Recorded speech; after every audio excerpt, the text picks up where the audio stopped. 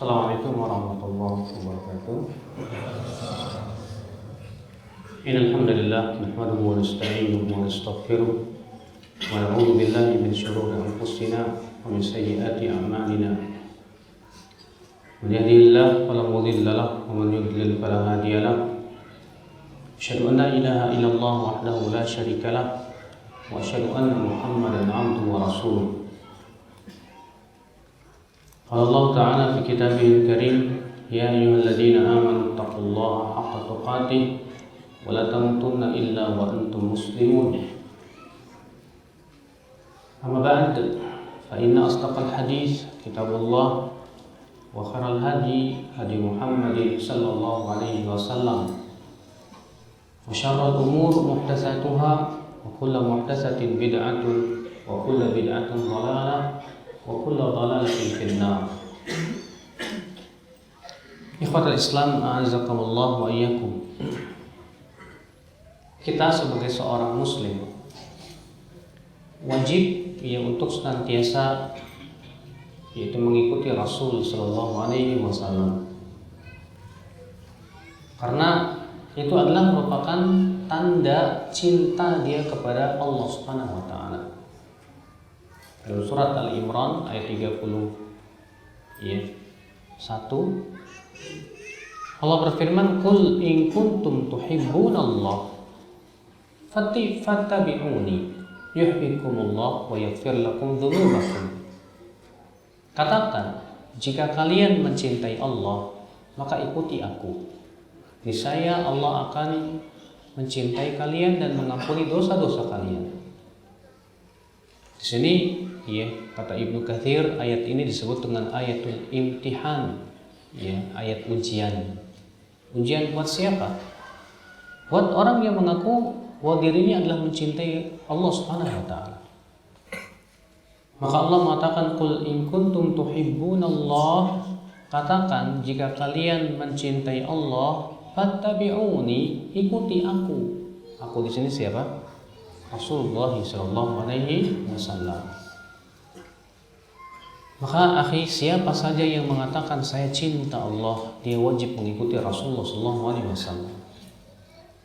Adapun orang yang mengaku dirinya mencintai Allah tapi ia tidak mau mengikuti Rasul, bahkan ia menyimpang dari thariqatul Rasul, maka hakikatnya cintanya itu tidak benar. Dan Allah Subhanahu wa taala mengabarkan bahwasanya Rasulullah sallallahu alaihi wasallam adalah uswah hasanah, suri tauladan. Allah berfirman, "Laqad kana lakum fi Rasulillahi uswatun hasanatun liman kana yarjullaha wal yawmal akhir wa dzakarallaha katsiran." Sungguh telah ada pada diri Rasul apa itu? Uswatun hasanah, suri tauladan yang baik. Buat siapa? Liman kana yarjullah, buat atau bagi orang yang mengharapkan Allah dan kehidupan akhirat. Wa dzakarallaha katsiran, dan banyak berzikir kepada Allah Subhanahu wa taala. Akhal Islam, azakumullah wa iyyakum. Makanya dalam Al-Qur'an banyak sekali perintah kita mengikuti Allah dan Rasulnya, menaati Allah dan Rasulnya. Allah berfirman misalnya, ya ayyuhalladzina amanu athi'ullaha wa athi'ur rasul. Hai orang-orang yang beriman, taati Allah, taati Rasul.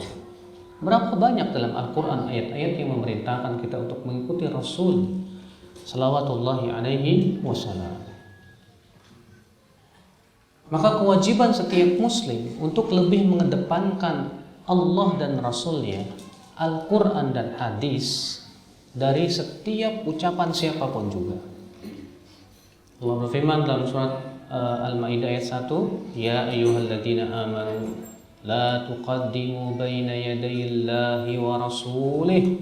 Hai orang-orang yang beriman, jangan kalian mendahului Allah dan Rasulnya. Kata Ibnu Abbas, ay la taqulu khilafa qaulillahi wa rasulih. Artinya jangan kalian menyelisihi ucapan Allah dan Rasulnya. Artinya juga jangan kita mendahulukan perkataan siapapun di atas perkataan Allah dan Rasulnya. Entah itu dia seorang ulama, entah itu dia seorang kiai, entah itu dia seorang ajengan, ataupun siapapun, tidak boleh kita lebih mendahulukan ucapan seorang ulama atau kiai atau ustadz di atas firman Allah dan sabda Rasulullah sallallahu alaihi wasallam. Iya. Karena yang berasal dari Rasul wahyu. Sedangkan ra'yu, pendapat-pendapat manusia, ya, itu tidak lepas dari kesalahan. Oleh karena itulah semua ulama bersepakat wajibnya mengedepankan Al-Quran dan hadis di atas pendapat siapapun juga. Imam Malik bin Anas berkata apa? Kullun yu'khadh wa yutraku qawluhu illa Rasulullah sallallahu alaihi wasallam. Setiap orang boleh diambil dan boleh dibuang pendapatnya kecuali siapa?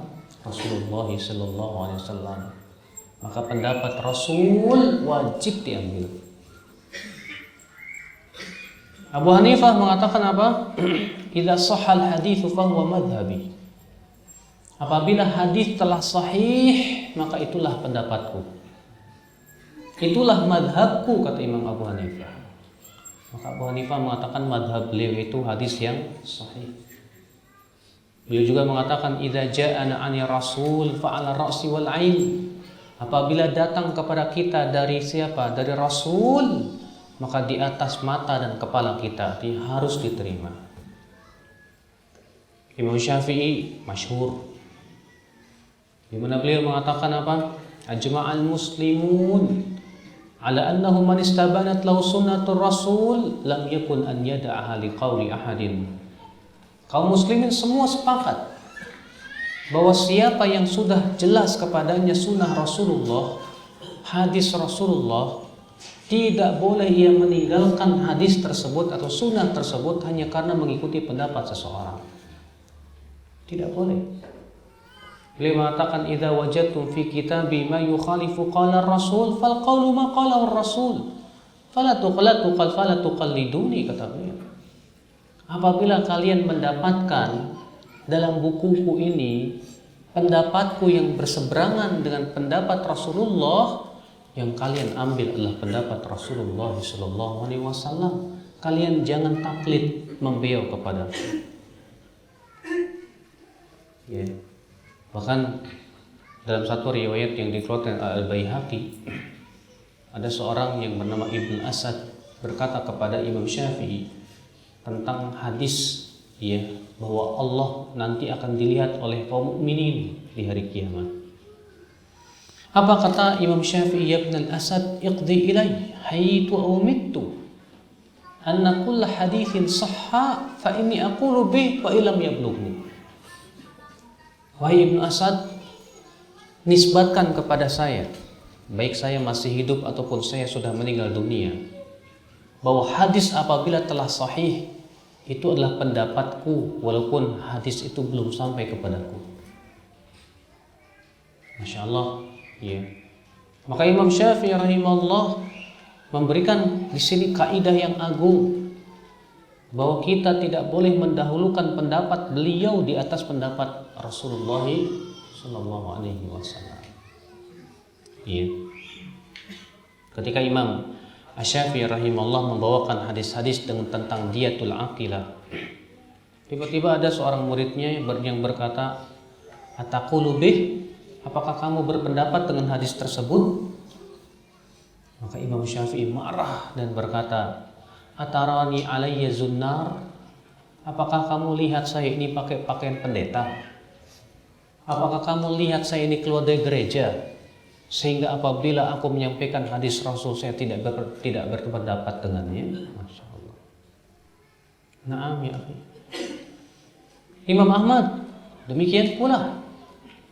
Imam Ahmad mengatakan la tuqalliduni wa la tuqallidu Malikan wa la tuqallidu Laits wa al-Auza'i walakin khudh min haitsu akhadhu. Kalian jangan taklid kepada saya. Kalian jangan taklid kepada Malik, kepada Laits, kepada Auza'i, kepada Sufyan Ats-Tsauri, tapi ambil dari mana mereka mengambil. Dari mana? Tentu dari Al-Qur'an dan hadis Nabi sallallahu alaihi wasallam. Inilah akhi yang harus dilakukan oleh seorang muslim. Tidak boleh seorang muslim mengedepankan mazhab siapapun di atas pendapat Allah dan Rasul. Tidak boleh apalagi mewajibkan untuk mengikuti mazhab siapapun kecuali mazhab Rasulullah sallallahu alaihi wasallam.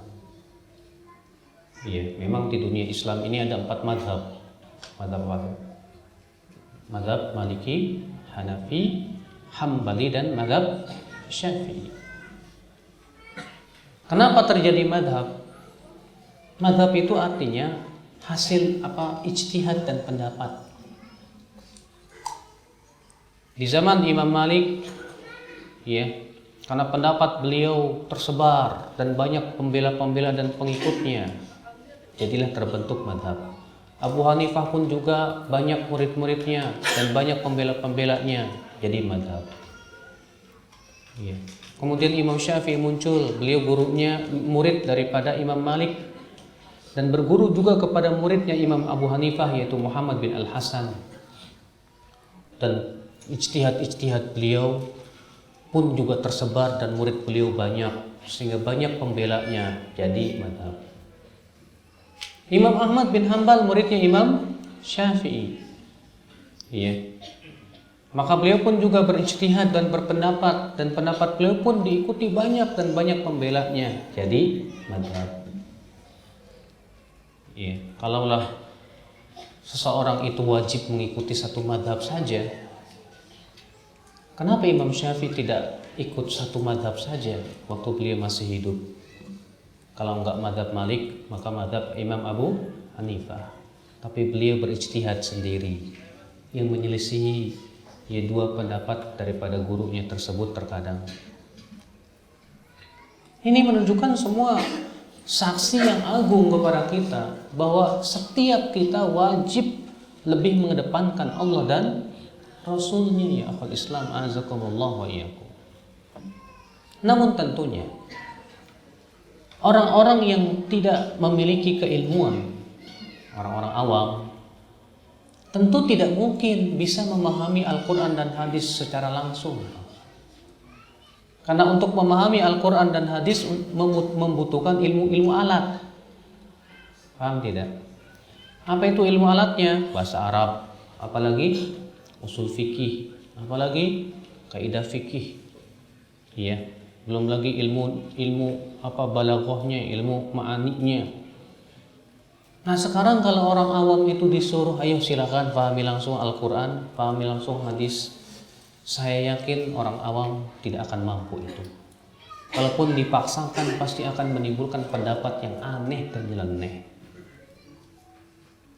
Maka orang-orang yang awam yang tidak memiliki dan tidak menguasai ilmu alat tidak boleh langsung memahami istinbat dari Al-Quran dan hadis. Maka kewajiban orang awam itu kata Allah apa? Fas'alu ahla dzikri in kuntum la ta'lamun. Tanya kepada ahlinya jika kamu tidak tahu. Iya.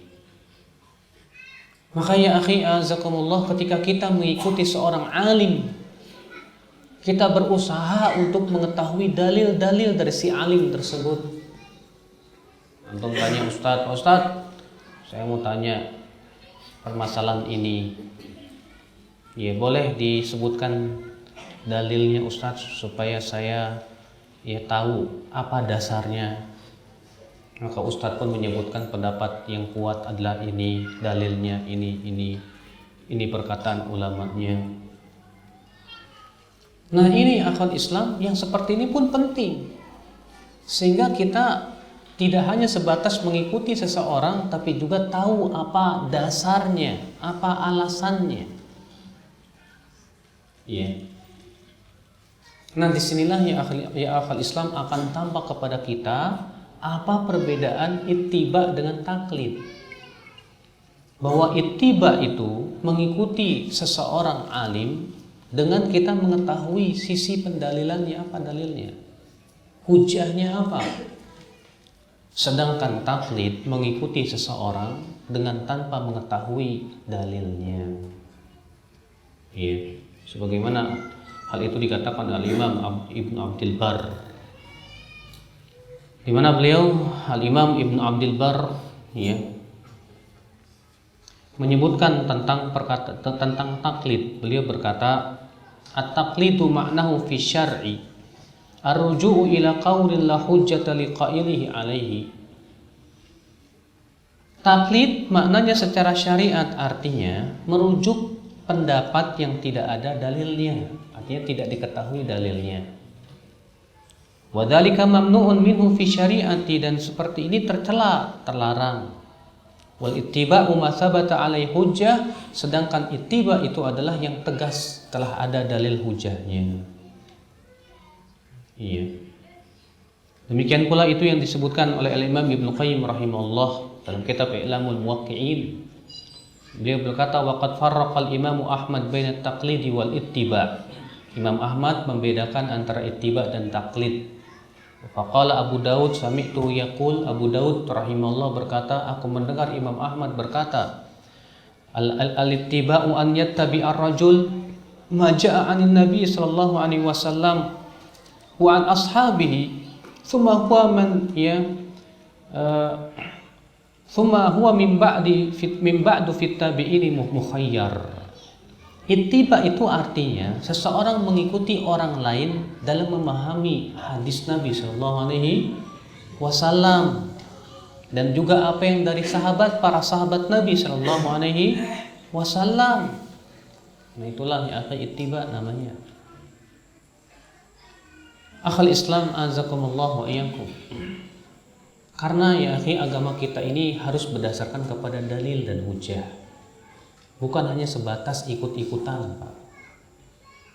Sebab yang namanya taklid, kata Imam Suyuti apa? Ajma'al ulama ala anna taklid laisa bil ilm wa anna al-muqallid laisa bi'alim. Kata Imam Suyuti apa? Para ulama bersepakat bahwa taklid, mengikuti orang tanpa tahu dalilnya, itu bukan ilmu. Dan bahwasanya orang yang taklid kepada orang lain itu tidak disebut orang alim. Ya, tidak disebut orang alim, tidak disebut ulama, tidak. Kalau misalnya ada orang yang hafal kitab madhab tapi nggak tahu dalilnya apa, maka dia tidak disebut ulama, tidak. Ikhwatul Islam a'azakumullah wa iyyakum. Maka lalu bagaimana hukum taklid? Para ulama menyebutkan bahwa taklid itu ada 3 hukum. Yang pertama haram, yang kedua wajib, dan yang ketiga mubah. Taklid yang pertama apa itu? Taklid yang haram. Seperti apa? Yaitu kita mengikuti pendapat seseorang atau taklid kepada seseorang setelah jelas kepada kita dalil yang menyelisihinya. Misalnya kita ikut pendapat seseorang dan sudah sampai kepada kita dalil yang menyelisihi pendapat orang tersebut, tapi ternyata kita buang dalil dan kita lebih mengikuti pendapat orang tersebut, maka yang seperti ini taklid yang tercela atau haram hukumnya. Dan ini taklidnya orang-orang musyrikin terhadap nenek moyang mereka. Allah berfirman dalam surat Al-Baqarah, wa idza qila lahum ittabi'u ma anzalallah qalu bal nattabi'u ma alfaina alaihi aba'ana. Apabila dikatakan kepada mereka, ikuti apa yang Allah turunkan, mereka berkata, kami lebih mengikuti apa yang kami temukan dari bapak-bapak kami. Lihat ya, orang-orang Quraisy ini lebih mengedepankan ya perkataan bapak-bapak dan nenek moyangnya daripada mengikuti Allah dan Rasulnya. Ini taklid yang tercela, Pak. Ya. Kemudian taklid yang wajib. Seperti apa taklid yang wajib? Yaitu setiap orang awam yang tidak bisa dan tidak mungkin beristinbat dari dalil, yang tidak mungkin dia dia tidak memiliki dan tidak menguasai dan tidak memahami tentang ilmu-ilmu alat, nggak bisa bahasa Arab, nggak paham juga usul fikih, nggak tahu ya bagaimana sih cara memahami suatu dalil atau beristinbat suatu hukum, apakah ayat ini menunjukkan wajib, apa sunnah, apa begina, apa bagaimana. Maka yang seperti ini kewajiban dia taklid, kata para ulama. Sebab kalau dia dibiarkan memahami sendiri Al-Quran dan hadis, bahaya orang seperti ini. Dia pasti akan menyebabkan pendapat-pendapat yang aneh dan nyeleneh, rancu sekali. Kenapa? Karena dia tidak memiliki ilmu alat untuk memahami Al-Quran dan hadis Nabi Sallallahu Alaihi Wasallam. Makanya ikhwatul Islam azakumullah, ya, kalau misalnya antum tidak paham bahasa ilmu hadis, nggak mungkin kan? Kalau anak bisa ngomong ke antum, coba antum periksa nih hadis saya apa doib.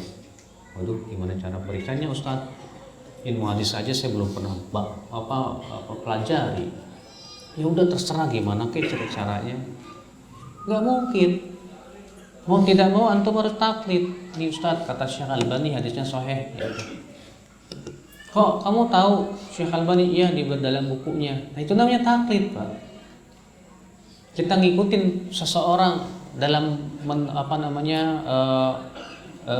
menghukumi suatu hadis sahih apa tidaknya, itu taklid namanya. Kita serahkan kepada orang alimnya, ya. Ini Syekh Albani sudah mengatakan sahih, ya, dan saya tahu bahwa beliau seorang yang alim dalam masalah hadis. Saya taklid kepada beliau. Nah, akal Islam azakumullah, yang seperti ini bisa jadi wajib kata para ulama.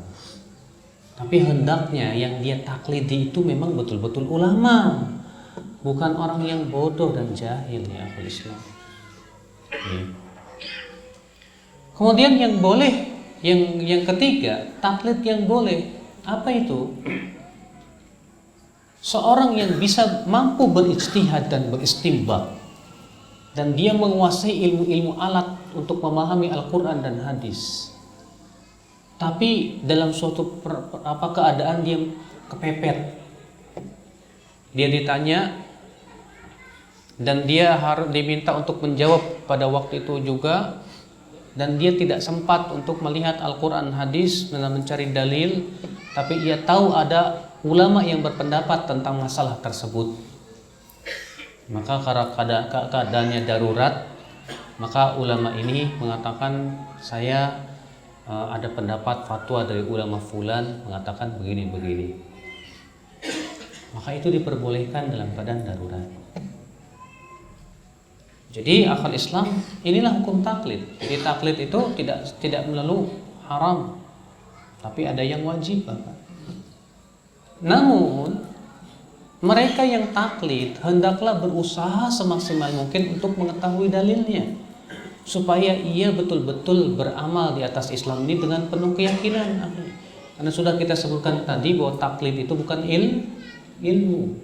Ilmu itu yang berasal dari Allah dan Rasulnya. Ilmu itu dalil berupa Al-Quran dan hadis Nabi SAW. Maka ketika kita mengikuti pendapat seseorang ustadz ataupun ulama, usahakan kita tahu, oh dalilnya ini, hadisnya sahih, ini sisi pendalilannya paham. Nah, dari sini kita keluar dari taklid menuju ittiba. Ya. Sudah masuk maghrib ya? Belum. Ikhwata Islam azakumullah wa iyyakum.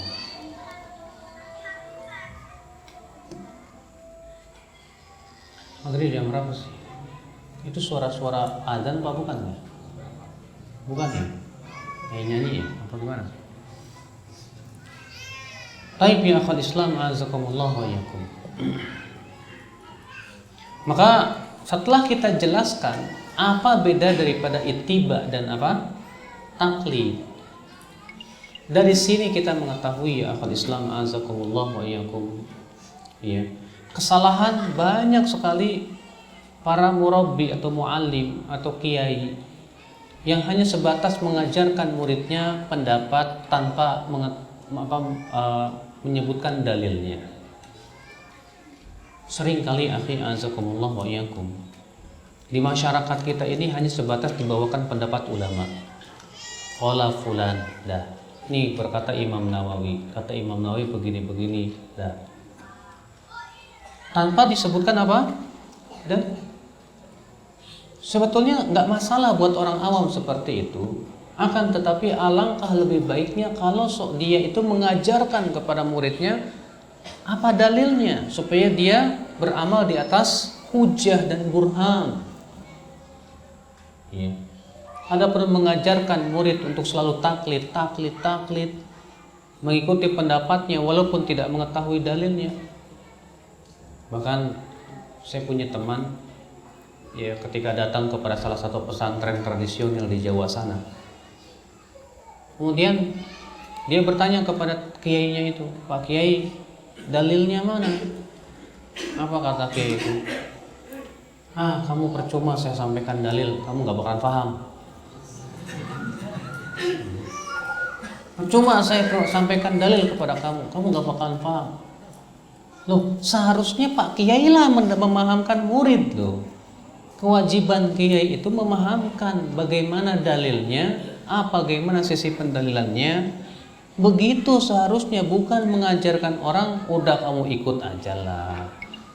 Ya, nggak perlu kamu tahu dalil, nggak perlu. Bahkan yang celakanya, ya, ketika salah seorang mereka ditanya, kenapa tidak bahas Sahih Bukhari? Itu masih mentah. Kalau buku ulama sudah matang, kamu mau masih mentah atau udah matang? Masya Allah. Jadi akhirnya apa? Ya, mereka lebih sibuk mempelajari kitab madhab dibandingkan mempelajari kitab Sahih Bukhari, Muslim, Abu Daud, Tirmidzi, Nasai. Dengan alasan katanya itu masih mentah. Kalau ini pendapat ulama udah matang. La haula wala quwata illa billah. Kita katakan yang namanya ulama itu terkadang tersembunyi padanya sebagian dalil dan diketahui ulama yang lainnya. Ya. Tidak ada satupun ulama yang mengklaim bahwa saya menguasai dalil, tidak ada. Dan semua ulama bersepakat apabila pendapat dia bertabrakan dengan al-hadis yang sahih, yang harus didahulukan pendapat siapa? Rasulullah SAW, bukan pendapat ulama tersebut. Maka yang seharusnya kita ajarkan kepada manusia adalah fahamkan dalil, namun sebutkan perkataan-perkataan para ulama yang memahamkannya. Ya, karena dalam masalah ulama pun manusia ada 3 kelompok, Pak. Kelompok yang pertama yang terlalu mendewakan ulama. Pokoknya apa yang diucapkan ulama seakan-akan sebuah kebenaran yang pasti, yang tak mungkin salah. Ini salah. Tidak begitu Rasulullah SAW mengajarkan umatnya. Tidak pula para sahabat mengajarkan demikian. Tidak pula para tabi'in, bahkan imam yang 4 tidak pernah mengajarkan seperti itu. Kelompok yang kedua mengatakan kita nggak butuh ulama, cukup Al-Quran hadis aja. Akhirnya ia pun memahami langsung Al-Quran hadis dan tidak peduli bagaimana pemahaman para ulama terhadap hadis dan Al-Quran tersebut. Akibatnya apa? Pendapatnya aneh dan nyeleneh. Tidak ada satupun ulama yang memahami demikian. Contoh misalnya suatu kelompok yang mewajibkan baiat kepada kelompoknya yang berdalil dengan hadis apa? Man mata walaysa fi unuki bai'ah mata mitatan jahiliyah.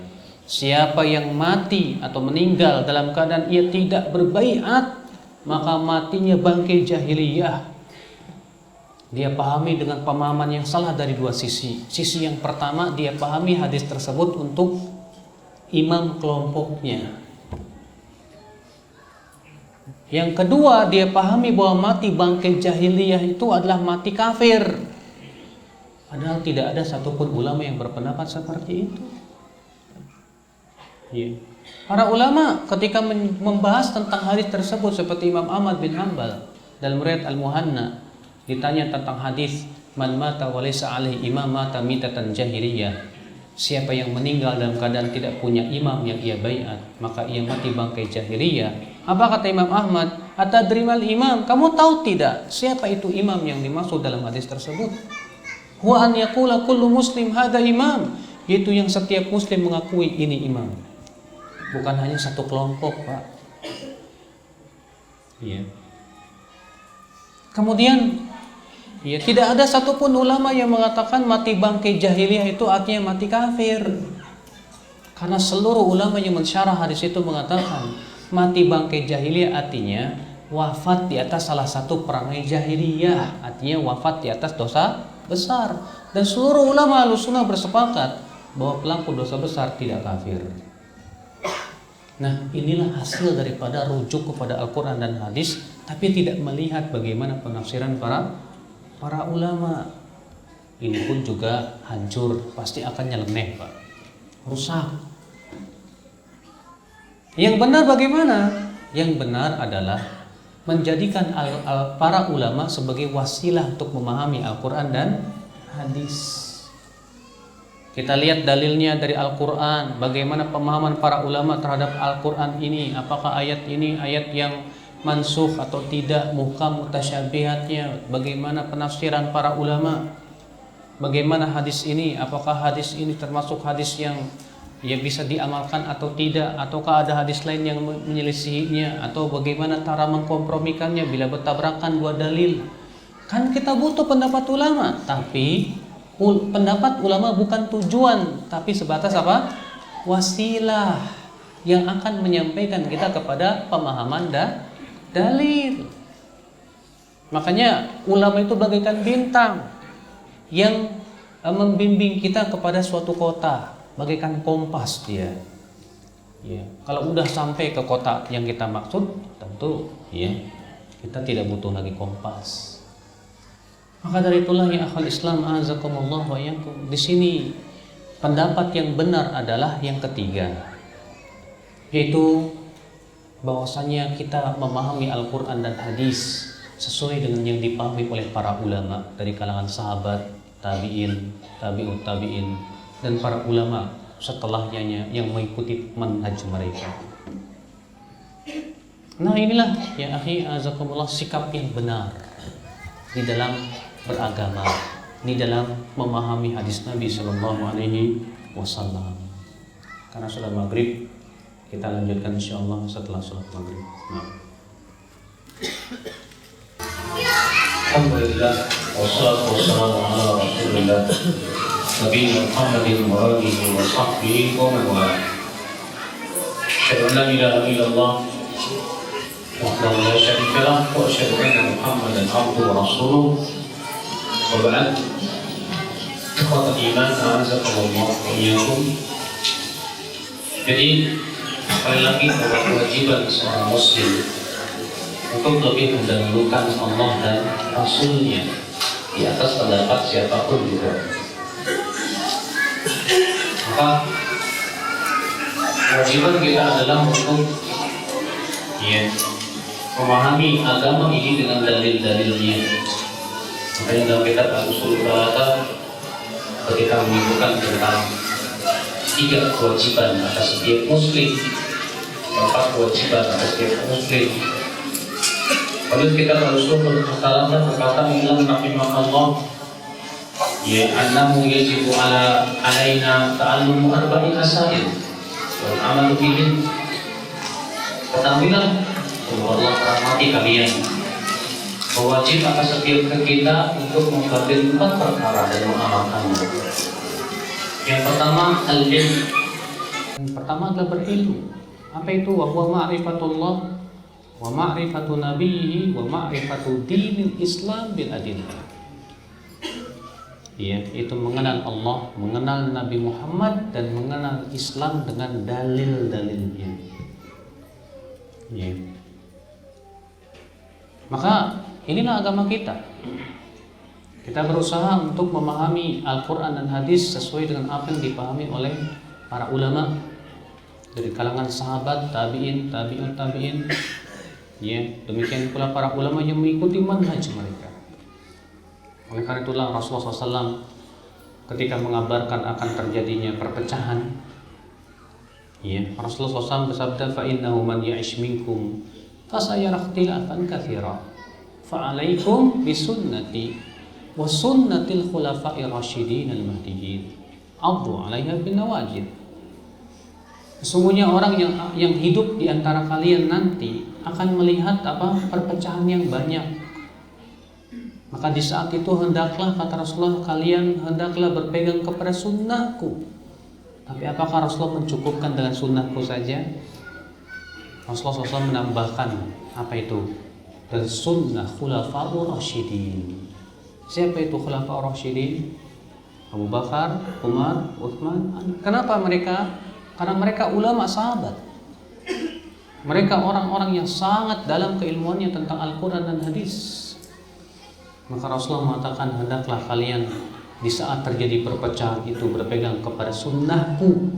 Tapi Rasulullah tidak mencukupkan. Beliau mengatakan, dan sunnah khulafa'ur rasyidin al-mahdiyyin.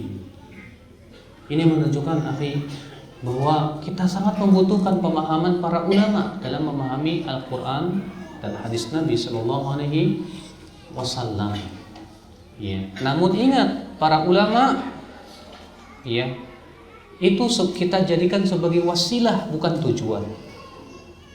Kita jadikan parameternya adalah Al-Quran dan hadis. Ya. Maka kita nilai pendapat ulama dengan Al-Quran dan hadis, bukan Al-Quran dan hadis, ya, kemudian malah dibenturkan dengan pendapat ulama. Makanya Imam Ad-Dhahabi menyebutkan sebuah syair. Beliau mengatakan, al-ilmu qala Allah qala Rasul wa qala as-sahabah wa laysa bitamwih. Mal ilmu nasbuka khilal khilafi safahatan bainan nassi wa baina ra'i faqih. Ilmu itu apa? Ilmu itu hakikatnya adalah firman Allah, sabda Rasulullah, dan apa yang dipahami oleh para sahabat, bukan yang dibuat-buat. Bukanlah ilmu itu engkau mempertentangkan antara dalil dan pendapat ulama. Bukan seperti itu ilmu. Ya, azakumullah wa iyyakum. Maka kalau misalnya para ulama berbeda pendapat, yang harus kita lihat apa? Dalil. Allah mengatakan, fa in tanaza'tum fi syai'in farudduhu ila Allahi war Rasul. Jika kalian berselisih, kembalikan kepada Allah dan Rasulnya. Tidak ada satupun ayat mengatakan kalau kalian berselisih, kembalilah ke mazhab masing-masing. Tidak ada. Kalau kalian berselisih, lihat dalil. Yang terjadi di masyarakat kalau terjadi perselisihan apa? Sebatas membawakan pendapat ulama yang setuju saja, tanpa menyebutkan hujah dan dalil. Padahal kata Syekhul Islam dalam masalah perselisihan ulama, yang menjadi dalil itu bukan pendapat ulama, tapi yang menjadi hujah itu apa? Ya qala Allah wa qala Rasulullah, firman Allah dan sabda Rasulullah Sallallahu Alaihi Wasallam. Kapan pendapat ulama bisa menjadi hujah? Ya, kapan? Ketika mereka berijma. Ketika mereka apa? Berijma, bersepakat, semuanya sepakat, dia bersatu padu di atas satu pendapat. Maka ijma ini menjadi hujah, menjadi dalil. Sebagaimana Allah Ta'ala berfirman, wa may yushaqiqir rasul min ba'di ma tabayyana lahul huda wa yattabi' ghayra sabilil mu'minin nuwallihi ma tawalla wa nuslihi jahannam wa sa'at masira. Siapa yang menyelisihi Rasul setelah jelas kepadanya petunjuk dan mengikuti selain jalan kaum mukminin, kata Imam Syafi'i, yaitu ijma mereka, kami akan biarkan ia leluasa dalam kesesatannya dan kami akan bakar ia dengan api neraka, dan itu seburuk-buruknya tempat kembali. Rasul kita yang mulia alaihi wasallam juga bersabda, lan tajtami'a ummati ala dhalalah. Umatku tidak akan bersepakat di atas kesesatan. Jadi nggak mungkin kesepakatan para ulama itu sesat, nggak mungkin. Maka ketika para ulama seluruh dunia, ya, bukan ulama Indonesia saja, ya, atau ulama negara tertentu, tidak.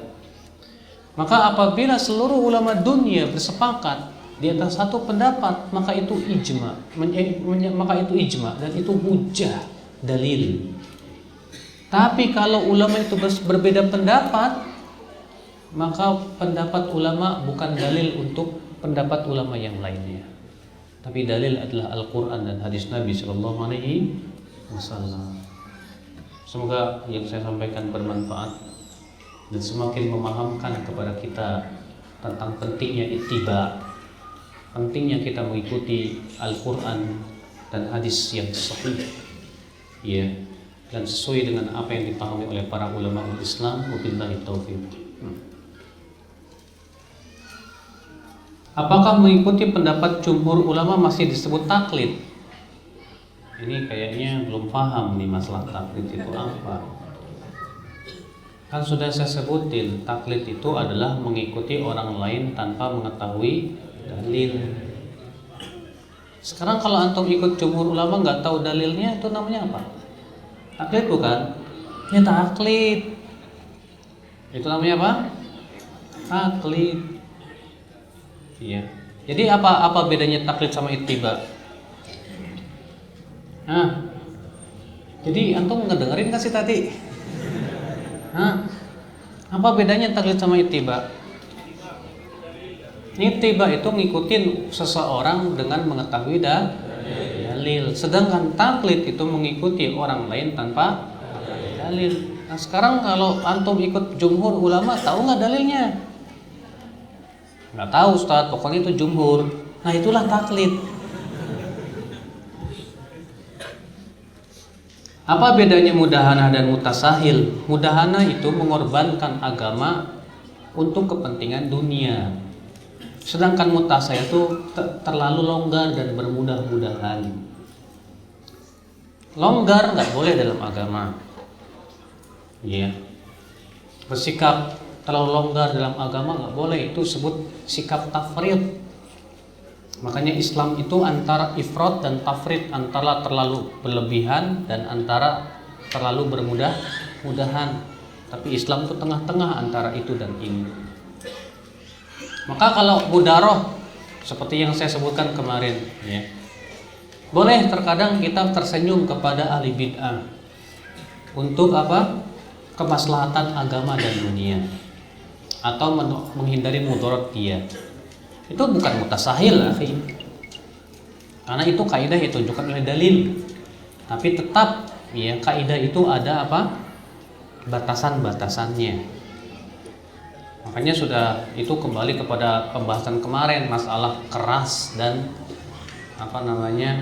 bersikap lemah lembut. Tetap dilihat kepada maslahat dan mudarat, dan tujuannya untuk memberikan hidayah kepada manusia. Kalau kita kan senangnya, wah ini manhaj yang harus kita lakukan, pokoknya hajar semua ahli bid'ah, sono hajar. Ya, di kampung antum ahlu semua cuma antum doang. Mau menghajar, ya semuanya orang tinggal aja di hutan sendiri, Mas. Sulit. Kita harus mendakwahi manusia dengan lemah lembut, dengan akhlakul karimah. Iya.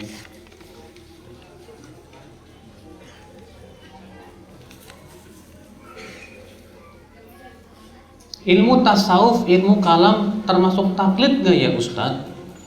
Ilmu tasawuf itu apa sih? Tasawuf itu Pak muncul di akhir abad ketiga Hijriah. Di mana tasawuf dari kata-kata tasawwafa ya tasawwafu, ya, tasawufan, asalnya dari kata suf, kain wol, di mana orang-orang sufi dulunya itu merasa bangga dengan pakaian yang terbuat dari kain wol yang kasar. Dan keyakinan ini diambil dari Nasoro, di mana mereka mengatakan bahwa Nabi Isa dahulu memakai kain wol. Padahal ini keyakinan yang salah. Di mana kemudian tasawuf tadinya tujuannya ingin meninggalkan dunia, tapi kemudian setelah masuk padanya ilmu kalam dan filsafat, tasawuf menjadi semakin jauh dari kebenaran. Akibatnya apa? Orang-orang tasawuf punya keyakinan bahwa katanya wali lebih tinggi daripada Nabi dan Rasul. Jadi katanya wali itu lebih hebat daripada Nabi dan Rasul. Bahkan salah satu pentolan tasawuf mengatakan apa? Maqamun nubuwati fil barzakhi fuwaiqar rasuli wa dunal wali. Tempat Nabi di alam barzakh itu di atas Rasul, di bawah wali. Jadi Nabi itu di atas Rasul, di bawah wali. Berarti yang paling tinggi apa? Wali, setelahnya Nabi, setelahnya Rasul. Masya Allah. Kalau kita Ahlussunnah wal Jamaah, keyakinan kita yang paling tinggi apa? Rasul, di bawahnya Nabi, kemudian di bawah lagi siapa? Wali. Mereka balik gitu. Sampai-sampai mereka terkadang bahkan tidak bisa membedakan antara wali dengan Allah. Karena mereka punya keyakinan Allah itu bersatu dengan para wali. Iya. Makanya terkadang di Indonesia ini masih ada Pak, dan kita kentara terlihat keyakinan tasawuf itu. Ya. Pokoknya apa kata kiai itu pasti benar, gak mungkin salah. Kenapa? Karena kiai itu wali. Wali itu di dadanya malaikat, gak mungkin salah. Bahkan yang ketika mereka melihat salah seorang kiai mereka minum arak, apa kata mereka? Oh beda. Para wali itu kalau minum arak sampai ke kerongkongan berubah jadi air tawar. Iya bener Pak. Ada keyakinan seperti itu. Masya Allah. Ini musibah. Maka tasawuf hakikatnya apa? Hakikatnya mempertuhankan wali, mendewakan apa? Wali. Mereka nggak mau ngikut dalil Al-Quran dan hadis, nggak mau. Bahkan mereka mencela para ahli hadis. Apa kata orang sufi kepada orang-orang yang mempelajari hadis? Sanad kami lebih tinggi dari sanad kalian. Kalian sanadnya dari mayat ke mayat. Haddatsana fulan, dah mati. An fulan, sudah mati. Sedangkan sanad kami bercerita kepada kami hati kami dari Jibril, dari Allah Subhanahu wa taala. Akhirnya apa? Kalau sudah seperti ini nggak perlu hadis, nggak perlu Al-Quran. Jadi tujuannya untuk menghancurkan Islam sebetulnya. Sehingga akhirnya kita tidak butuh Al-Quran, nggak perlu hadis, cukup apa kata wali. Yang dikatakan wali nggak mungkin salah. La haula wala quwwata illa billah. Sedangkan Ahlussunnah mengatakan wali Allah manusia biasa yang tak lepas dari kesalahan. Allah berfirman, Rasulullah sabda, kullu bani Adam khata'. Setiap anak Adam pasti pernah bersalah. Wa khairul khata'ina tawwabun. Dan sebaik-baik orang yang bersalah itu adalah yang segera bertaubat kepada Allah. Apa itu ilmu kalam? Ilmu kalam muncul ketika ilmu filsafat telah mulai tersebar di kalangan kaum muslimin. Di mana ilmu filsafat itu diterjemahkan ke bahasa Arab di zaman Khalifah Ma'mun.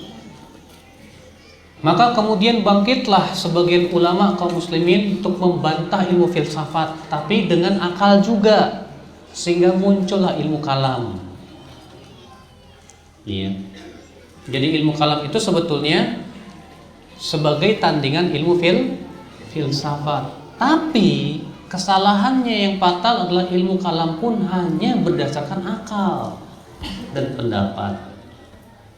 Akibatnya apa? Mereka memahami Allah pun dengan akal. Ya. Maka kemudian akhirnya terjadilah yang terjadi, kerusakan yang dahsyat dalam akidah kaum muslimin. Kenapa? Karena lebih mendewakan akal. Bahkan Fakhrur Razi yang mengatakan kalau bertabrakan akal dan dalil, yang harus didahulukan akal. Maka ini pendapat yang sesat ya. Karena bertabrakan dengan ayat ya ayyuhalladzina amanu la tuqaddimu baina yadayillahi wa rasulih. Hai orang-orang yang beriman, jangan mendahului Allah dan Rasulnya. Akal itu di bawah dalil, akhi. Kewajiban akal itu untuk memahami Al-Quran dan hadis, bukan untuk menggurui Al-Quran dan hadis, bukan untuk menentang Al-Quran dan hadis. Makanya tasawuf dan ilmu kalam ini buang, Pak. Sampai-sampai Imam Syafi'i mengatakan, la an yubtalal abdu bi kulli dzambin siwa syirk. Seseorang diuji dengan seluruh dosa selain syirik lebih ringan dibandingkan dengan diuji dengan ilmu kalam. Sampai Imam Syafi'i mengatakan, hukmi fi ahlil kalam, hukuman saya buat orang-orang yang mempelajari ilmu kalam itu dipukul dengan pelepah-pelepah kurma, kemudian diarak ke desa-desa sambil dikatakan, ini hukuman orang yang belajar ilmu kalam. Kita nggak butuh ilmu kalam, Pak. Iya, kita tidak membutuhkan ilmu kalam. Bagaimana hukum memasang foto di sosial media? Apa tujuannya? Apalagi kalau akhwat, bahaya, nggak boleh, haram. Tapi untuk ikhwah, saya tanya, tujuannya apa? Apa tujuannya? Pengen disebut ganteng? Ya. Mas, kalau orang ganteng mah udah nggak perlu pujian orang, Mas. Ya.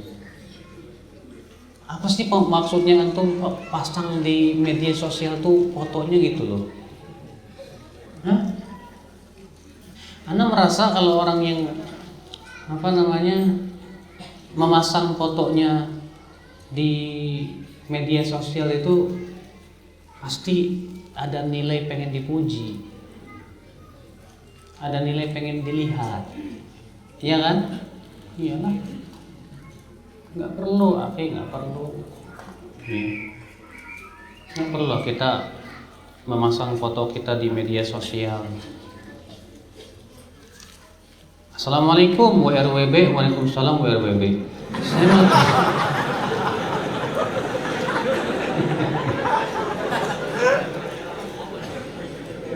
Ya kalau antum malas sih, ana juga malas jadinya.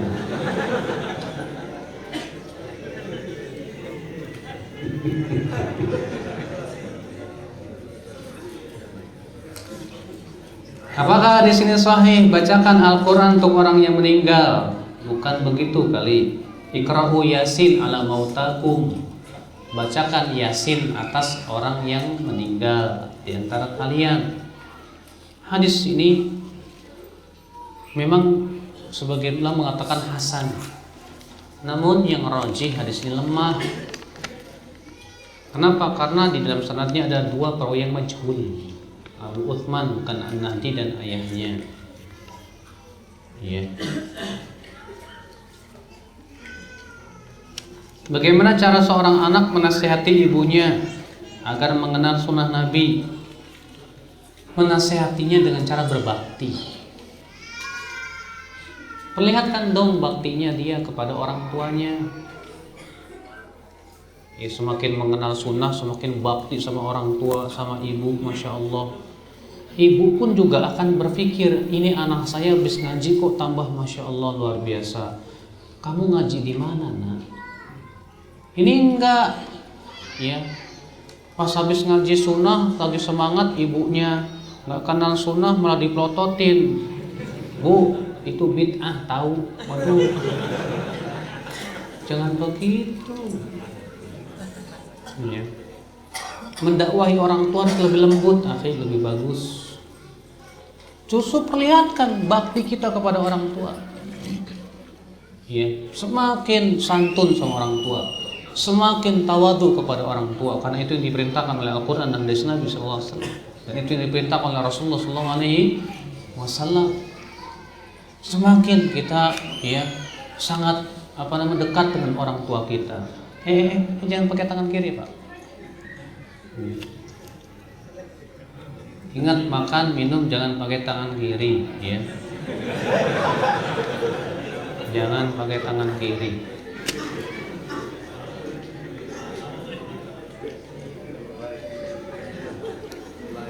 Baik ya ikhwah, a'azakumullah wa iyyakum.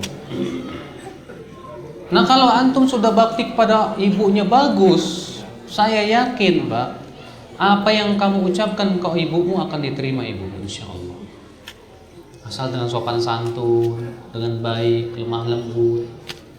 Iya.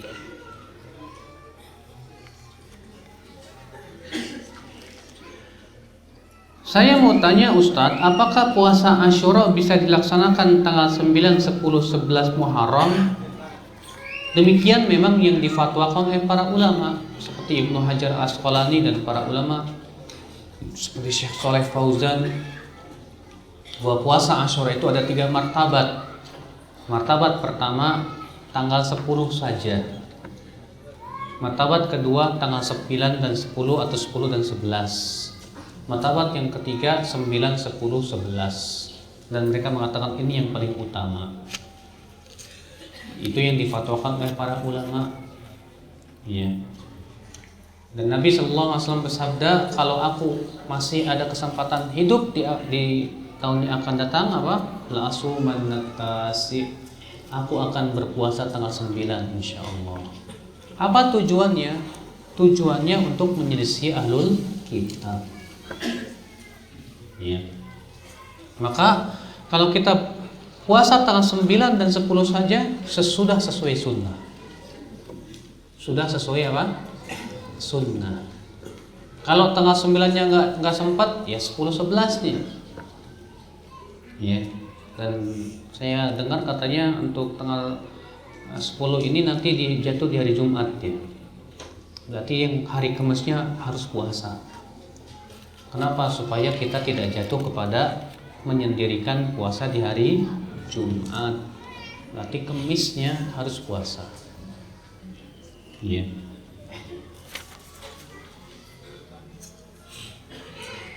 Bagaimana hukumnya kalau kita sudah mengingatkan anak-anak kita untuk sholat dan pakai jilbab, tapi mereka belum mau melakukannya?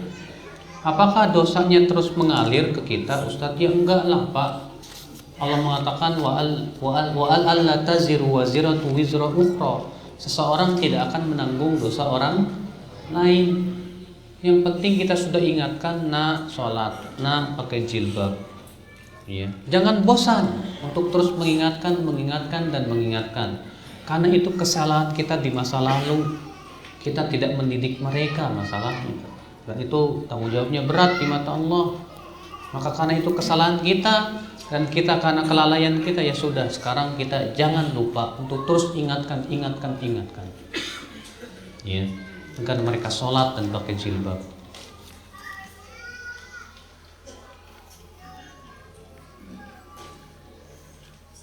Apa yang dimaksud dengan Ikhwanul Muslimin? Kenapa mereka dicela itu, Ustaz? Ikhwanul Muslimin itu Pak muncul ya ketika di zaman Sayyid Qutb dan Hasan al-Banna. Di mana waktu itu tujuan daripada Ikhwanul Muslimin menggulingkan pemerintah Gamal Abdel Nasser. Ya. Dan Gamal Abdel Nasser ya di zaman itu dekat dengan orang-orang sunnah.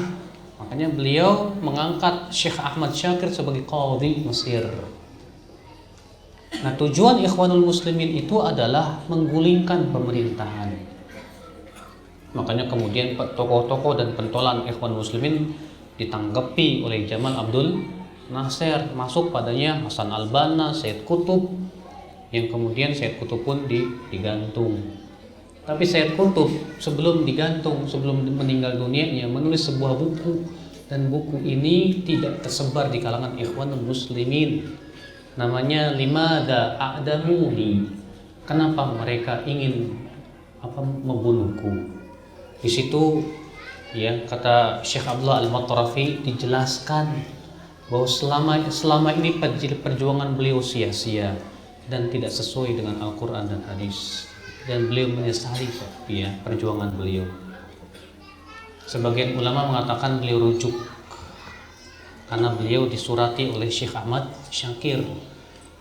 Sebagian ulama mengatakan tidak rujuk, ikhtilaf memang. Iya, ada yang mengatakan rujuk, ada yang tidak rujuk, karena ada surat menyurat antara Sayyid Qutb dengan Syekh Ahmad Syakir sebagai qadhi, di mana Syekh Ahmad Syakir menasihati Sayyid Qutb. Iya. Makanya akhi, a'azakumullah wa yakum, Jadi ikhwanul muslimin itu hakikatnya apa? Pergerakan yang tujuannya menggulingkan pemerintahan dan menegakkan daulah Islam yang mereka inginkan. Ya. Maka dari itulah kenapa ikhwanul muslimin di Mesir itu selalu ditumpas lagi. Karena memang tujuan dakwanya seperti itu, menggulingkan pemerintah. Ya. Sementara apakah ada para nabi dan rasul yang tujuan dakwahnya menggulingkan pemerintah, Pak? Nggak ada, Pak. Ya. Nabi Musa alaihissalam ketika mendakwahi Fir'aun, apakah diperintahkan oleh Allah untuk menggulingkan Fir'aun? Enggak. Allah mengatakan kepada Nabi Musa dan Harun apa? Idhaba ila Fir'aun innahu tagha. Pergilah kalian berdua kepada Fir'aun, dia itu tagut. Faqula lahu qawlan layyinan. Ucapkan kepada Fir'aun ucapan yang lemah lembut. Mudah-mudahan ia mau takut atau mau ingat atau takut. Ternyata apa? Ya. Kemudian Allah pun memerintahkan Nabi Musa membawa Bani Israel untuk dibawa kemana? Ke Palestina. Demikian pula Nabi Muhammad. Apakah dakwah yang beliau keluarkan adalah tegakkan daulah, ayo kita berontak? Enggak. Dakwah para nabi dan rasul apa? Tauhid, agar manusia hanya menyembah Allah saja. Ini yang didakwakan oleh para nabi dan rasul ya akhul Islam azakumullah ya. Makanya ya, dakwahnya ikhwanul muslimin ini banyak dinasihati oleh para ulama sunnah seperti Syekh Ahmad Syakir, Syekh Albani, Syekh bin Baz dan para masyayikh ya, agar mereka sabar terhadap para pemimpin, agar mereka mempraktikkan perintah Rasul SAW. Ya satal kauni ba'di atharah, nanti kalian akan mendapatkan setelahku pemimpin-pemimpin yang lebih mementingkan dirinya daripada rakyatnya. Apa kata Rasulullah? Fasbiru, bersabarlah, hatta talqauni ala haud, sampai kalian berjumpa denganku di telaga haud. Tapi bagi orang ikhwan muslimin, hadis ini tidak sesuai dengan hawa nafsu mereka. Apa kata mereka? Sampai kapan kita sabar terus? Masya Allah, Rasulullah mengatakan sampai kalian bertemu denganku di telaga haud. Kok kamu mengatakan sampai kapan? Iya. Sabar. Apakah kalian kira kesabaran itu tidak mendatangkan hasil? Pasti, Pak. Karena bukan kalau berfirman innallaha ma'as sabirin, sesungguhnya Allah bersama orang yang sabar. Ya. Artinya bersama dengan pertolongannya. Namun sabar bukan berarti diam, tidak. Tetap berusaha untuk mendakwahi manusia, menasihati para penguasa dengan cara yang baik, yang ahsan, yang tidak menimbulkan mudarat yang lebih buruk. Ya. Jangan, bukan dengan kita bikin pasukan bawah tanah, Pak. Pasukan bawah tanah atau sendiri isinya apa? Tikus, cacing, ya, surut.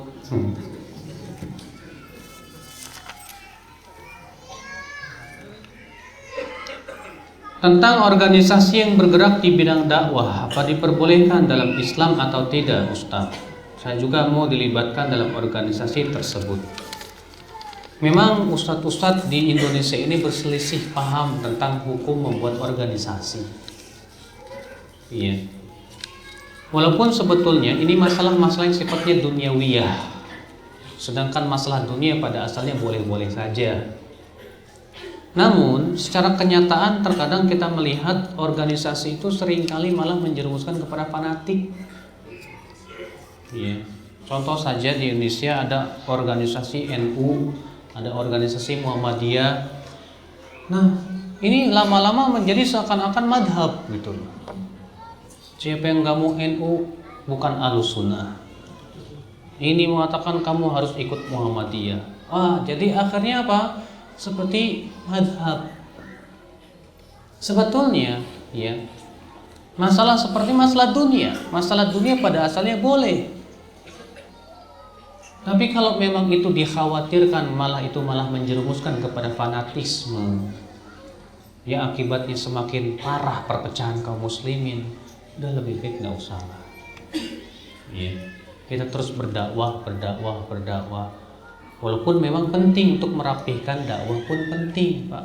Memanage dakwah itu penting, Pak. Ya. Mengorganisasikan dakwah dalam artian memanage dakwah supaya lebih rapi, silakan. Tapi mendakwahkan organisasi, ya, dan kemudian fanatik terhadap organisasi, ini yang diharamkan oleh para ulama. Dakwah kita kepada kitabullah dan sunnah Rasulullah sallallahu alaihi wasallam. Betul memang Pak, untuk berdakwah kita perlu manajemen yang bagus, yang rapih. Adanya ta'awun antara para duat untuk lebih kompak, ya, dalam berdakwah, lebih mengatur dakwah untuk hilangkan dulu ego pribadi. Kita dulu deh untuk kepentingan bersama berdakwah supaya bagaimana umat ini kenal sunnah. Ini penting untuk kita pahamkan, begitu. Ya.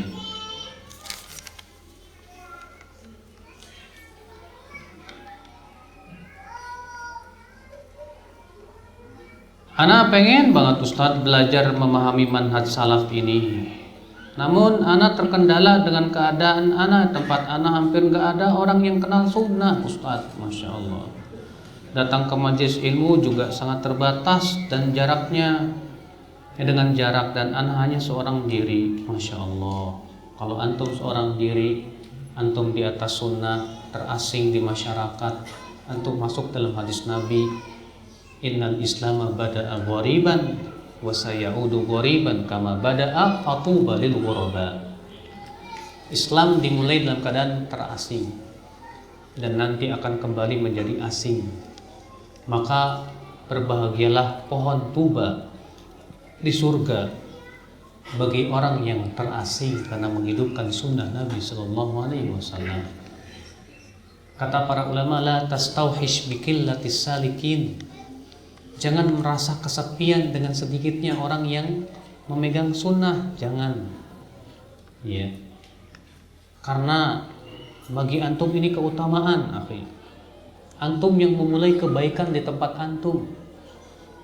Ya, kalau antum yang memulai sunnah, memulai kebaikan, kemudian diikuti orang-orang, berapa banyak pahala yang akan antum dapatkan. Kata Rasulullah, man sanna fil islami sunnatan hasanah falahu ajruha wa ajru man amila biha min ghairi an yunqasa min ujurihim syai'a. Siapa yang memulai sunnah atau tata cara yang baik dalam Islam, maka ia mendapatkan pahalanya dan pahala orang yang mengikutinya tanpa dikurangi dari pahala mereka sedikit pun juga.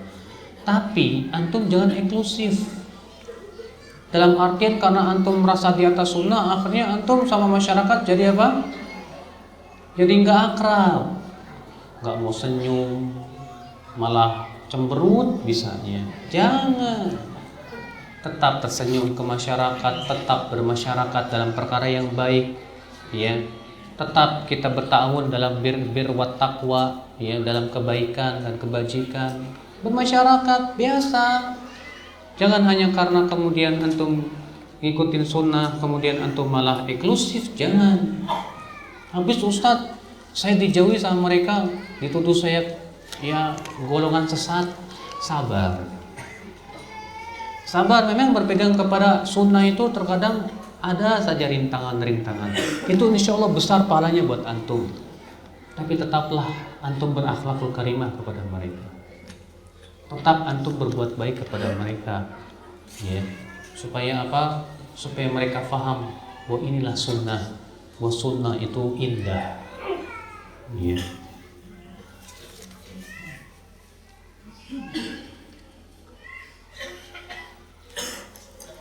Nabi Muhammad SAW adalah Nabi terakhir. Tapi mengapa ya Ustaz sebagian orang masih ada yang percaya kalau katanya Nabi Khidir itu masih ada? Kenapa ya? Jawabnya, karena pemikiran tasawuf itu, Pak. Karena orang-orang tasawuf, ya, mengatakan wali lebih tinggi dari Nabi itu berdalil dengan kisah Khidir dengan Nabi Musa. Kata mereka Khidir itu wali. Tapi ternyata Nabi Musa belajar ke Khidir.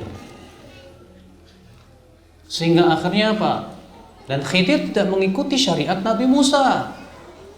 Ini menunjukkan bahwa wali tidak ada kewajiban mengikuti syariat para nabi. Sehingga apa yang terjadi ya akhwal Islam, dari pemahaman yang salah inilah muncullah ya keyakinan yang salah. Padahal Khidir itu nabi karena ia diberikan wahyu. Yang kedua, Khidir itu bukan umatnya Nabi Musa. Sedangkan kata Rasulullah, para nabi sebelumku diutus hanya untuk umatnya saja. Dan Khidir bukan umat Nabi Musa alaihissalatu wassalam, bukan kaumnya. Iya. Yang kedua, Khidir sudah wafat. Adapun hadis-hadis yang digunakan oleh sufi, orang-orang tasawuf, ya sufi, ya, bahwa katanya Rasul pernah ketemu Khidir di Arafah, ya, bersama Nabi Ilyas. Itu semua hadis-hadis palsu bualan orang sufi, ya. Itu semua hadis palsu, ya. Bualan orang sufi itu. Nggak ada. Makanya yang sahih, Khidir sudah meninggal dunia. Sebab Rasulullah bersabda, "Lau kana Musa hayyan ma wasi'ahu illa tibai." Kalaulah Nabi Musa masih hidup, dia harus menjadi pengikutku. Maka Khidir pun harus menjadi pengikut Rasulullah sallallahu alaihi. Dan seluruh ulama sepakat bahwa Nabi Musa lebih baik daripada Khidir. Karena Nabi Musa termasuk ulul azmi minar rusul. Siapa itu? Nabi Nuh, Nabi Ibrahim, Nabi Musa, Nabi Isa, dan Nabi Muhammad SAW. Sedangkan Khidir tidak termasuk ulul azmi minar rusul. Dan ia pun bukan rasul. Ya. Lah, Rasulullah SAW saja mengatakan kalaulah Musa masih hidup, dia harus mengikuti dan menjadi pengikutku. Nah, Khidir pun harusnya ikut tuh. Ya kan Khidir adanya di hutan-hutan di sono. Ya, subhanallah. Itu bukan syariat Rasulullah. Kalau Khidir masih hidup, dia wajib ikut berjihad bersama Rasul. Dia wajib ikut salat berjamaah. Ya, tidak ada itu dalilnya. Khidir di zaman Nabi ikut berjihad di zaman Rasul dan yang lainnya. Maka dari itulah, ya, tidak ada satupun manusia yang kekal hidupnya. Bahkan Rasulullah SAW pun tidak kekal. Allah berfirman, "Innaka mayyitun wa innahum mayyitun." Sesungguhnya engkau hai Muhammad akan meninggal dunia dan mereka pun juga akan meninggal dunia. Ya.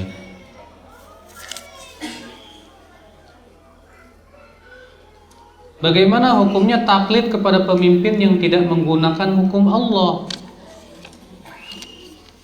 Akhi, kalau pemimpin kita misalnya tidak berhukum dan hukum Allah, maka kita lihat pertama, mereka melarang kita sholat enggak? Enggak dilarang. Mereka melarang kita perempuan pakai jilbab enggak? Enggak melarang. Mereka menyuruh antum untuk berbuat syirik enggak? Enggak juga. Mereka melarang antum zakat, puasa, haji enggak? Enggak juga, bahkan diberikan fasilitas. Melarang azan enggak? Jangankan azan, diizinin salawatan, nyanyian aja di mana-mana. Ya. Sudah. Yang jelas kewajiban kita adalah menjalankan perintah Allah dan Rasulnya dalam kehidupan kita. Terus kita ngikutin peraturan mereka enggak? Lihat dulu peraturannya sesuai enggak dengan Al-Quran dan hadis. Kalau tidak bertabrakan, enggak masalah. Misalnya kalau antum naik mobil enggak pakai helm, motor enggak pakai helm dan diwajibkan pakai helm. Ini peraturan seperti ini bertentangan dengan Al-Quran dan hadis enggak? Tidak, itu untuk kemaslahatan orang yang berkendaraan. Berhenti di lampu merah bertabrakan dengan Al-Quran dan hadis tidak? Tidak, itu untuk kemaslahatan orang yang berkendaraan. taati. Masa ini lampu merah ini hukum togut nih, tabrak sono. Ya. Ini orang terkadang nggak paham gitu. Mana yang sesuai dengan Allah dan Rasul, mana yang tidak. Nah, sekarang saya disuruh bayar pajak, Ustadz. Pajak kan nggak ada hadisnya dari Rasul. Nah, sekarang kalau antum nggak bayar pajak, mau ditilang sama polisi? Iya, bayar nggak masalah kata para ulama. Kalau itu untuk keperluan untuk mobil dan yang lainnya, itu kita butuhkan, silakan. Ya. Apa kita perlu memberontak? Ngapain memberontak, Mas? Memberontak itu tidak ada maslahatnya. Memberontak itu malah menimbulkan mudarat yang lebih besar. Jadi gimana dong? Lebih baik kan kita dekati mereka, dakwahi mereka, supaya mereka mau mengenal Islam, mengenal Allah, mengenal Rasul. Nah, kalau mereka kita doakan, ya Allah, berikan hidayah pemimpin saya. Ternyata Allah kabulkan doa kita, dia paham sunnah, dia membela sunnah, untung nggak? Untung, Pak, untung. Daripada kita musuhin mereka, nggak ada manfaatnya juga musuhin mereka, Pak. Oh, mereka juga orang Islam, mereka juga sholat, mereka juga mencintai Allah dan Rasulnya, mereka juga beriman kepada Allah dan kehidupan akhirat. Nah, kewajiban kita adalah berusaha untuk mendakwahi mereka, memahamkan mereka, ya, mengenalkan mereka kepada sunnah Rasul Sallallahu Alaihi Wasallam. Ini kewajiban kita. Kadang ada orang, Pak, senangnya mengkafir-kafirkan aja. Ya, itu pegawai negeri kafir. Benar, Pak, wallah. Itu yang sekolah di sekolah negeri kafir semua itu. Sampai-sampai pernah dia itu ketemu sama saya. Ya, saya bilang Assalamualaikum. Apa jawabnya? Waalaikum. Kenapa? Dia menganggap saya kafir, halal darahnya. La ilaha illallah. Kalau sudah halal darah, sudah kafir berarti halal darah. Itu benih-benih pemikiran teroris. Bahaya. Ya. Maka dari itulah ya akhi azakumullah, sebaik-baiknya petunjuk Rasulullah Sallallahu Alaihi Wasallam. Lihat Rasulullah SAW ketika beliau di Mekah menghadapi tirani Quraisy. Apakah Rasulullah sibuk mengkafir-kafirkan mereka atau sibuk mendakwahi mereka? Sibuk mendakwahi mereka, dakwahi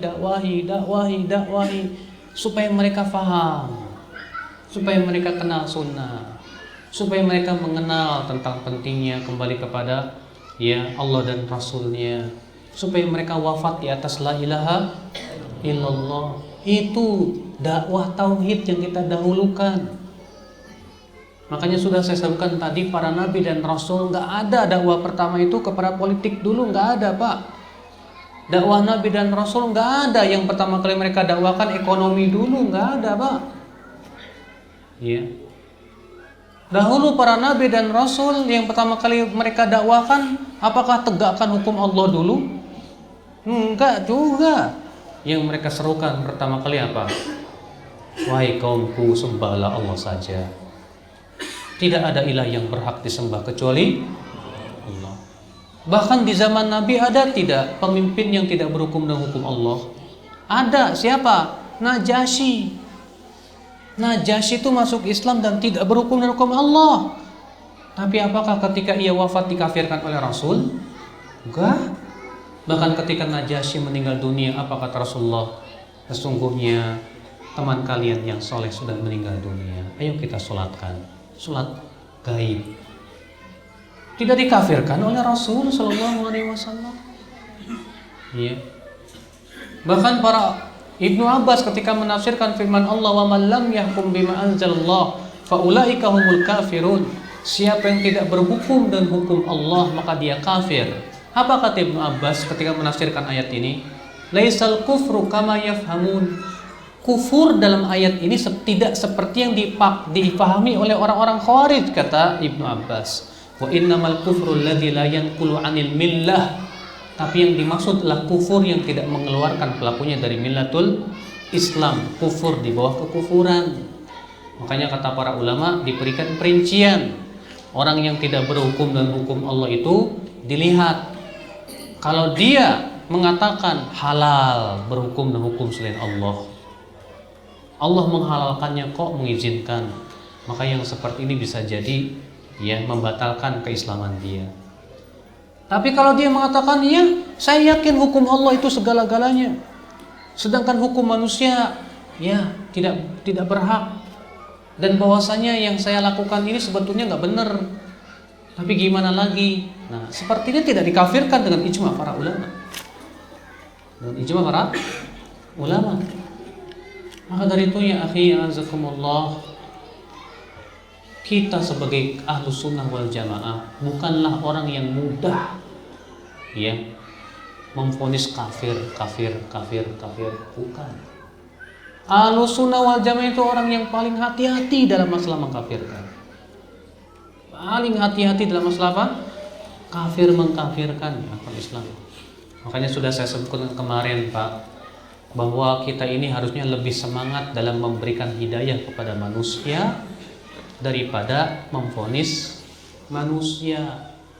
Ya. Sebab kalau kita lebih semangat memvonis daripada memberikan hidayah, hancur. Itu bukan dakwah lagi namanya Pak. Maka dakwahi mereka, dakwahi mereka. Fahamkan mereka tentang tauhidullah, itu yang penting dulu.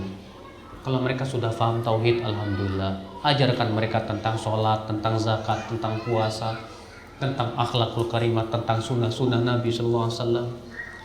Ya. Nah, kalau kita dakwahi mereka, insya Allah mereka sendiri yang akan mengadakan perubahan di dalam mereka sendiri. Sebab kita sendiri terkadang nggak bisa untuk mengadakan perubahan pada mereka kan. Ya ketika kita dakwahi, masya Allah, orang-orang yang punya kedudukannya kita dekati, kita masya Allah sampaikan, mereka faham, alhamdulillah. Mudah-mudahan mereka yang jadi pelopor untuk apa? Mengadakan perubahan di dalam. Itu yang kita harapkan ya kan? Sekarang kan kita ini lucu Pak. Kita pengen punya pemimpin seperti Umar bin Khattab. Tapi kitanya sendiri nggak kayak rakyatnya Umar bin Khattab, gimana coba? Iya nggak? Makanya Abdul Malik bin Marwan berkata kepada rakyatnya apa? Ansifuni ya ma'syarar riyah, wahai rakyatku, bersikaplah kalian adil kepada. Kalian menginginkan aku seperti Abu Bakar dan Umar, tapi kalian tidak seperti mereka, tidak seperti rakyatnya Abu Bakar dan Umar. Mustahil Pak. Kalau kita pengen punya pemimpin yang benar, kita sendiri dulu deh perbaiki. Ya, makanya kata para ulama, pemimpin itu cerminan rakyat. Kalau rakyatnya garong, pemimpinnya garong. Kalau rakyatnya bencong, pemimpinnya bencong. Kalau rakyatnya senang korupsi, pemimpinnya pun juga senang korupsi.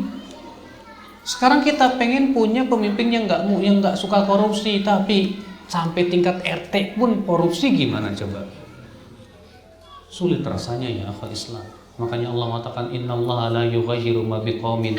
Sesungguhnya Allah tidak akan merubah suatu kaum sampai mereka merubah dirinya sendiri. Berarti perubahan itu harus dari diri kita sendiri dulu.